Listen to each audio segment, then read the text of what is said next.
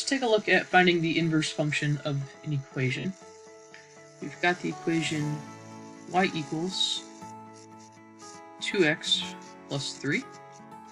And if we're looking for our inverse function, you have a couple options here. You can do your interchange of your x and y values at the beginning, or you can go ahead and do that all the way at the end. The choice is yours.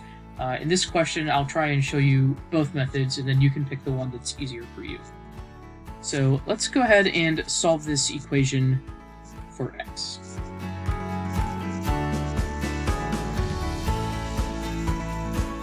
So we're going to go ahead and subtract 3 from both sides. We'll get y minus 3 equals 2x. And then we're going to go ahead and divide both sides here by 2. So we can get x equals y minus 3 over 2. And this is our inverse function. If we were working with our original function, we would be taking an x value, plugging it in, and that would produce a y value, right? When we're looking for our inverse function, we're actually working backwards. So we want to be able to start with that y value, manipulate it, and then it should spit out the x value that we were working with. Right? So we can go ahead and do our interchange at this point so that we can write our equation here with inverse notation. So I'm going to go ahead and write this as y equals x minus 3 over 2. And this is our inverse notation for the equation here. We can go ahead and put a little -1 up there on that y to indicate that it's the inverse function, or you can write it with this f -1 of x equals x minus 3 over 2.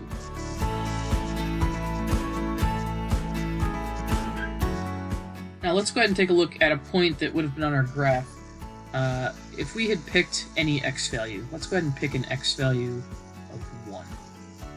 Right, if we plug that into our original function, we'll get f of 1 equals 2 times 1 plus 3. So f of 1, 2 times 1 is 2, plus 3 is going to give us 5.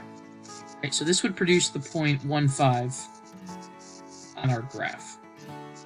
Well, the inverse function should take our output, which was that 5, and give us back the input, which is the 1. So let's go ahead and check our inverse function. Okay, we're going to put the 5 into the inverse function.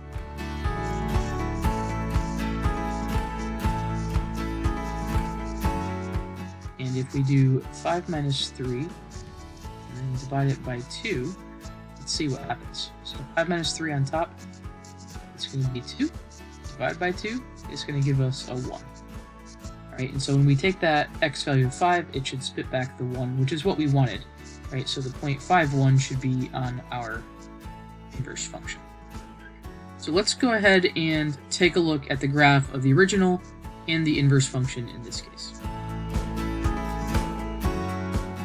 In this graph, you'll notice that our original function, f of x equals 2x plus 3, is graphed in red, and the 0.15 is a point on this line. And our inverse function is the one that you see graphed in blue.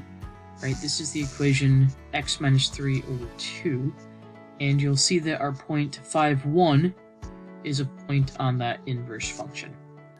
And if we fold our piece of paper over that line, y equals x, which is the one that you see drawn in black, the dashed line, you'll see that our graph is symmetric over the line y equals x.